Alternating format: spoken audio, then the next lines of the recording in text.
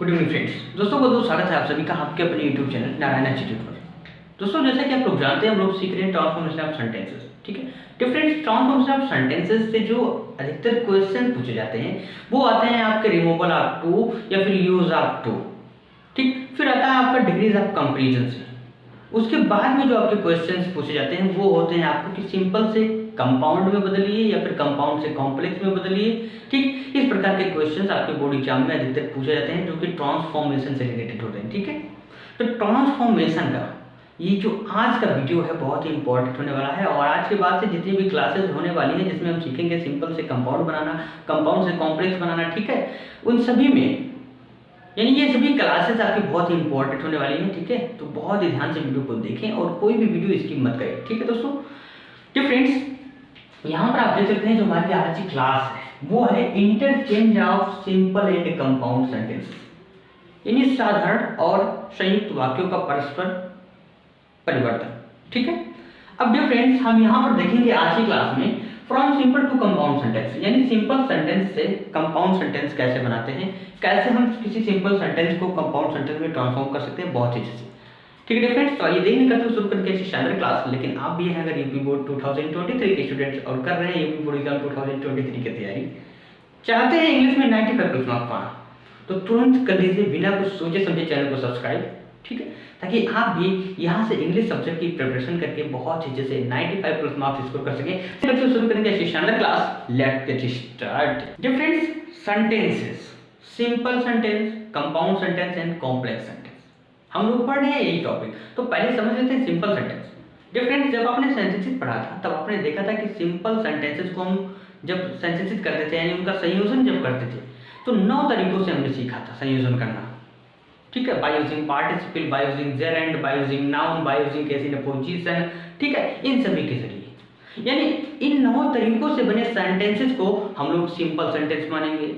ठीक है, अब हमने देखा था कंपाउंड सेंटेंस का जब हमने संयोजन देखा था तो कंपाउंड सेंटेंस को हम लोग 4 प्रकार के कंजंक्शन से हम कंपाउंड सेंटेंस बनाते थे, जिसमें हमारा पहला था टेम्पलेटिव कंजंक्शन, दूसरा था हमारा एडवर्जेटिव कंजंक्शन, तीसरा था हमारा अल्टरनेटिव और चौथा था हमारा इलेटिव कंजंक्शन। तो इन 4 प्रकार के कंजंक्शंस की सहायता से हम लोग कंपाउंड सेंटेंस बनाते थे। अब बात कर लें, यानी ये 4 प्रकार के कंजंक्शंस अगर आपको दिखें जिसके जरिए आप पहचानेंगे कि हमारा कंपाउंड सेंटेंस है, क्योंकि जब तक आप सेंटेंसेस को पहचानेंगे नहीं तब तक उन्हें ट्रांसफॉर्म कैसे करेंगे। तो सिंपल सेंटेंस कैसे पहचाने, जो 9 तरीकों से बने होंगे वो आपके सिंपल सेंटेंस हो गए। ठीक है, जिसे हमने सेंटेंसेस में बहुत अच्छे से जाना। बात करें अगर कंपाउंड सेंटेंस, तो कंपाउंड सेंटेंस जो 4 प्रकार के जो हमारे कंजंक्शन थे उनसे अगर बने हैं तो हमारा कंपाउंड सेंटेंस हो गया। और इन कंजंक्शन का हिंदी ट्रांसलेशन भी मैंने आपको पढ़ाया है, साथ ही साथ हम लोगों ने सेंटेंसेस में भी बहुत अच्छे से पढ़ा है। तो कंपाउंड सेंटेंस पहचानने का तरीका आपका। अब बात कर लें हम कॉम्प्लेक्स सेंटेंस की। कॉम्प्लेक्स सेंटेंस में हमारे फ्रेंड्स कॉम्प्लेक्स सेंटेंस बनता कैसे है। कॉम्प्लेक्स सेंटेंस में 3 प्रकार की क्लासेस से कॉम्प्लेक्स सेंटेंस का निर्माण होता है। फर्स्ट आपका noun class, second adjective class and third adverb class. तो जहां पर आपको नाउन क्लास, एडवर्ब क्लास और एडजेक्टिव क्लास लगा दिखे यानी वो सेंटेंस आपका कॉम्प्लेक्स सेंटेंस है, राइट। तो आई होप सिंपल सेंटेंस को कैसे पहचान सकते हैं, कंपाउंड को कैसे पहचान सकते हैं और कॉम्प्लेक्स को कैसे पहचाने आपके माइंड में बहुत अच्छे से इंटर हो गया होगा। ठीक, और अगर आप हमारे साथ शुरू से जुड़े हुए हैं तो आपको कोई दिक्कत होगी ही नहीं। तो फ्रेंड्स आइए शुरू करते हैं अच्छी क्लास। यहाँ पर देखिए रोल फर्स्ट है हमारा, ये थी सिंपल वाक्य। ठीक है, प्रेजेंट पार्टिसिपल या फिर परफेक्ट पार्टिसिपल से शुरू हो रहा है। प्रेजेंट पार्टिसिपल मतलब क्या, वर्ब की आईएनजी फॉर्म से शुरू हो रहा है। परफेक्ट पार्टिसिपल मतलब हैविंग प्लस वर्ब की थर्ड फॉर्म। ठीक, तो ये सिंपल सेंटेंस वर्ब की आईएनजी फॉर्म यानी प्रेजेंट पार्टिसिपल और परफेक्ट पार्टिसिपल यानी हैविंग प्लस वर्ब की थर्ड फॉर्म से शुरू हो रहा है, या फिर नॉमिनेटिव ऑब्सोल्यूट यानी सब्जेक्ट प्लस वर्ब की थर्ड फॉर्म से शुरू हो रहा है। सब्जेक्ट को प्रारंभ में रखकर पार्टिसिपल को टेंस के अनुसार मेन वर्ब में बदल देते हैं। जो हमारा पार्टिसिपल होता है उसे हम मेन वर्ब में बदल देते हैं, यानी वर्ब की फॉर्म में बदल देते हैं। अभी देखते हैं कैसे बदलते हैं। सब्जेक्ट का प्रारंभ में रखकर पार्टिसिपल को टेंस के अनुसार मेन वर्ब में बदलकर प्रिंसिपल क्लास बना दिया जाता है। ठीक है, और सेंटेंस के दूसरे भाग को एंड से ठीक जोड़कर यानी एंड लगाकर कोऑर्डिनेटिंग क्लास बनाकर कंपाउंड बना दिया जाता है। देखिए हमारा फर्स्ट सेंटेंस है पुटिंग ऑन हिज कोट, यानी अपनी कोट को रखकर ही वेंट टू मार्केट, वह बाजार गया। पुटिंग ऑन मतलब होता है रखना, और चूंकि आईएनजी लग गया है तो रखकर हो जाएगा, ठीक। Putting on his coat he went to market, अपनी कोट को रखकर वह बाजार गया। अब देखिए यहां पर देखिए वह बाजार गया, ये कौन सा हमारा सेंटेंस है, पास्ट इंडेफिनिट, तो ये काम भी तो पास्ट इंडेफिनिट में होगा। उसने कोट रखा और बाजार गया, यानी इस पुटिंग ऑन को हटा देंगे, यानी यहां पर क्या लिखा हुआ है कि पार्टिसिपल को हम, ठीक है, मेन वर्ब में बदल देंगे, मेन वर्ब में बदल देंगे। तो यहां पर हम लिखेंगे मेन वर्ब में बदल देंगे, तो अपनी जब इसे हटाएंगे तो अपनी तरफ से सब्जेक्ट लिखेंगे, तो he put on his coat, यानी ही पुट ऑन, उसने रखे, हिज कोट, अपनी कोट को। अब एंड से दोनों सेंटेंस को जोड़ेंगे, तो एंड से जोड़ा, एंड। अब एंड से जोड़ दिया तो बाद वाला सब्जेक्ट चूंकि समान है तो नहीं लिखेंगे हम, वेंट टू मार्केट ऐसे लिख देंगे, एंड वेंट टू मार्केट। तो he put on his coat, ठीक, उसने अपना कोट रखा, एंड और वेंट टू मार्केट, और बाजार चला गया। तो डिफरेंट ट्रांसफॉर्मेशन का मतलब ये होता है कि जो उसका व्याकरण का जो स्ट्रक्चर है, यानी ग्रामेटिकल स्ट्रक्चर जो है वो चेंज हो जाए लेकिन मीनिंग ना बदले। तो यहाँ पर देखते हैं मीनिंग कहाँ बदला है, कुछ नहीं बदला है। यहाँ पर पुटिंग ऑन हिज कोट, अपनी कोट को रखकर, ही वेंट टू मार्केट, और बाजार चला गया। तो he put on his coat, यानी उसने अपनी कोट रखी और बाजार चला गया, बात खत्म। अब आइए देख लेते हैं बचे हुए दो एग्जांपल और, कि जब हमारा परफेक्ट पार्टिसिपल और नॉमिनेटिव ऑब्जेक्ट आता है तो उसे हम कैसे ट्रांसफॉर्म करते हैं। दोस्तों समझते हैं अपने सेकंड एग्जांपल को। यहां पर देखिए second example, having killed the snake. तो हैविंग का मीनिंग यहां पर के बाद निकलता है, तो हैविंग किल्ड द स्नेक यानी सांप को मारने के बाद, द फार्मर फेल्ट हैप्पी, यानी किसान ने अच्छा महसूस किया, ठीक है। तो क्या हुआ भाई, बगल में रहा होगा सांप, तो जब तक उसे मार नहीं दिया उसको चैन नहीं आया कि कहीं ये काट लेगा, ठीक है। तो सांप को मारने के बाद किसान ने अच्छा महसूस किया। डिफरेंस, अगर आप लोगों को पार्टिसिपल टॉपिक में कोई दिक्कत है तो चैनल पर वीडियो पढ़ा हुआ है, बहुत चीजें से मैंने पार्टिसिपल टॉपिक को पढ़ाया हुआ है, ठीक है, आप चाहे तो वहां से देख सकते हैं। यहाँ पर देखिए हैविंग किल्ड द स्नेक, यानी सांप को मारने के बाद द फार्मर फेल्ट हैप्पी। अब यहाँ पर देखिए किसान ने अच्छा महसूस किया, तो ये हमारा किस में है, पास्ट टेंस में है, सेकेंड फॉर्म लगा हुआ है, तो इस वर्ब को भी हम सेकेंड फॉर्म में चेंज कर देंगे, ठीक है। तो हैविंग को हटा दिया हमने, अब इधर वाला हम पास्ट इंडेफिनिट बनाएंगे, यानी प्रिंसिपल क्लास बना देंगे। और चूंकि किसी भी क्लास में क्या होता है, जब क्लास बनाएंगे हमारा तो subject plus verb plus object होगा ना, तो सब्जेक्ट क्या लिखेंगे यहाँ पर, फॉर्मर, यानी द फॉर्मर, ठीक है। अब यहां से इसे लिख देंगे किल्ड द स्नेक, यानी the farmer killed the snake, यानी किसान ने सांप को मारा, ठीक। अब यहां पर देखिए प्रिंसिपल क्लास हमने बना दिया, अब बच रहा है हमारा the farmer felt happy.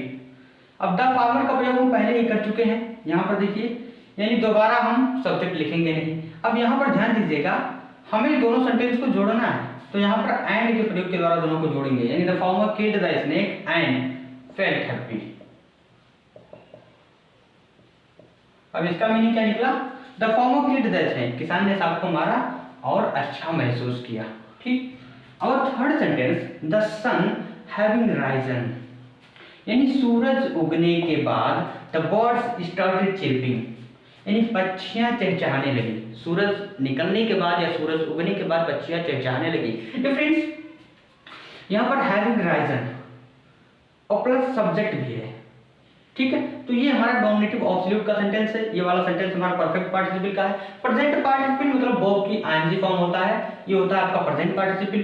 Perfect participle होता है आपका हैविंग प्लस बी3 अगर लगा रहे तो आप समझ जाइए आपका परफेक्ट पार्टिसिपल है। अगर बात करें हम पास्ट पार्टिसिपल की, तो जहां पर वर्ब की थर्ड फॉर्म लगा रहे हैं आपका पास्ट पार्टिसिपल होगा, ठीक है, ध्यान रखिएगा।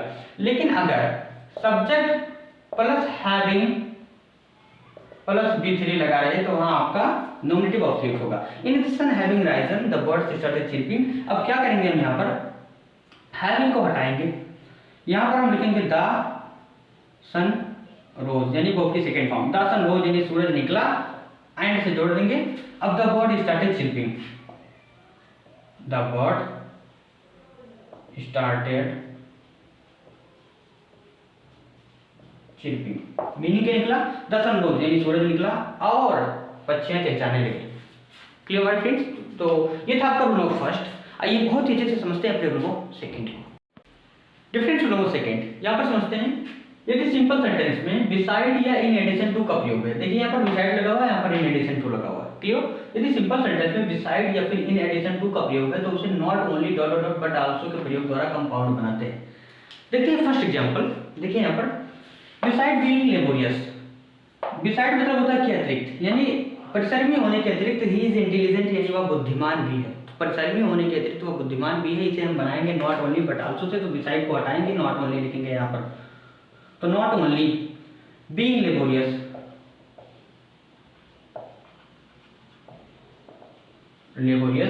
अब बट आल्सो का प्रयोग करेंगे यहाँ पर बीच में, but also he is intelligent.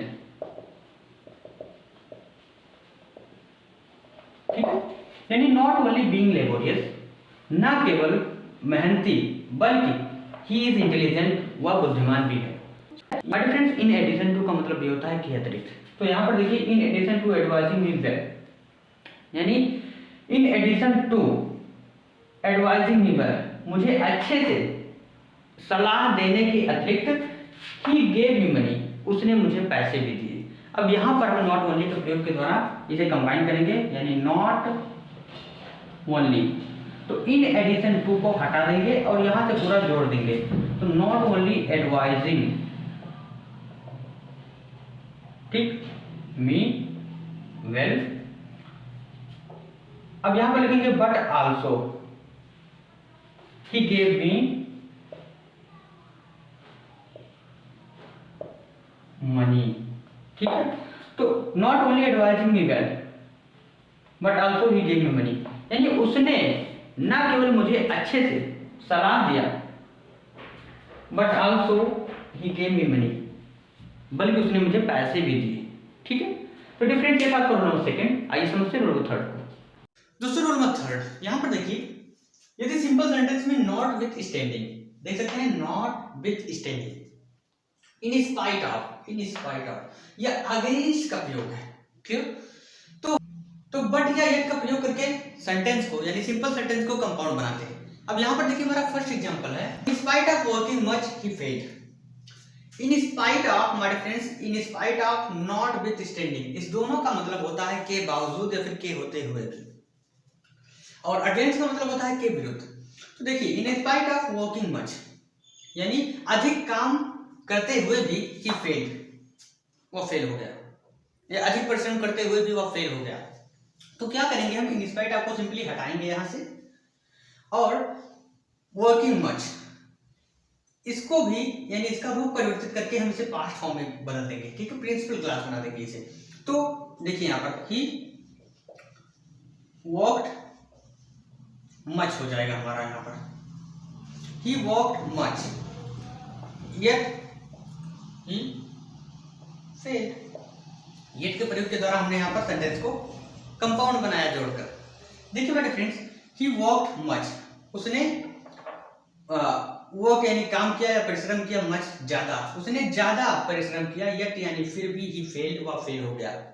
ठीक है, सेकंड सेंटेंस देखते हैं, नॉट विथ स्टैंडिंग, इसे देंगे हटा, his failure he is hopeful. तो notwithstanding his failure, यानी फेल होते हुए भी, असफल होते हुए भी ही इज होपफुल, वह आशावान है। तो यहां पर हम क्या करेंगे, नॉट विथ स्टैंडिंग को हटाएंगे। अब देखिए ही फेल्ड, यानी वह फेल हो गया, बट ही इज होपफुल। यहां पर हमने बट की सहायता से, देखिए बट की सहायता से सेंटेंस को, सिंपल सेंटेंस को जोड़कर कंपाउंड बना दिया है। तो ही फेल्ड यानी वह फेल हो गया, बट लेकिन ही इज होपफुल, लेकिन वह आशावान है। थर्ड सेंटेंस इसी प्रकार देखते हैं, ही सपोर्टेड मी, यानी उसने मेरी मदद की या उसने मुझे सपोर्ट किया, अगेंस्ट ऑल, उसने मुझे सभी के विरुद्ध सपोर्ट किया। अब यहां पर हम क्या करेंगे, ऑल सब्जेक्ट बनाएंगे, were against me, all were against me, यानी सभी मेरे खिलाफ थे, यट ही सपोर्टेड मी।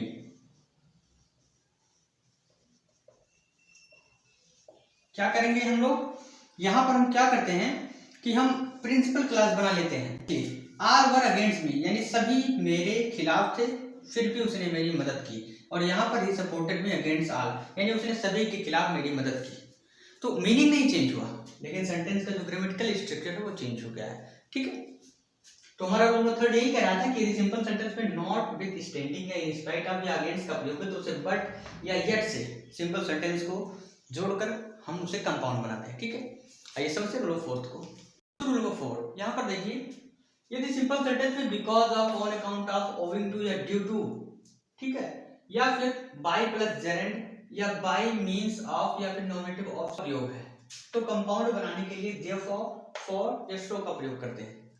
अब यहाँ पर देखिए भैया, because of, on account of, owing to और ड्यू टू, इन चारों का मीनिंग होता है के कारण। बात करें बाय मींस ऑफ का, तो इसका मतलब होता है के माध्यम से। ठीक है, अब यहाँ पर समझते हैं, हमारे एग्जांपल्स दिए हुए हैं। ड्यू टू मच डार्कनेस, यानी अधिक अंधेरा होने के कारण, ही कुड सी नथिंग, वह कुछ नहीं देख पाया। ठीक है, अब इसे हम किसके प्रयोग के द्वारा कंपाउंड में बनाएंगे, देयरफॉर, फॉर और सो। सो का मतलब होता है इसलिए, फॉर मतलब होता है क्योंकि, देयरफॉर मतलब होता है अतः या इसलिए। ठीक है, तो ड्यू टू मच डार्कनेस, तो ड्यू टू को हटाएंगे, तो he could see nothing, he could see nothing, यानी वह कुछ नहीं देख पाया। ठीक है, अब यहां पर हम फॉर का प्रयोग करेंगे, फॉर क्योंकि इट वॉज टू डार्क। ठीक, यानी ही कुड सी नथिंग, वह कुछ नहीं देख पाया क्योंकि इट वॉज टू डार्क, क्योंकि वहां अत्यधिक अंधेरा था, या अत्यधिक अंधेरा होने के कारण वह कुछ नहीं देख पाया। ठीक है, अब दोस्तों यहाँ पर देखिए, इसे हम देयरफॉर के प्रयोग के द्वारा भी बदल सकते हैं। कैसे, ये वाला पोर्शन हमारा इधर आ जाएगा, इट वॉज टू डार्क। ठीक, अत्यधिक अंधेरा था। अब यहां पर हम लिखेंगे देयरफॉर, इसलिए, ही कुड सी नथिंग,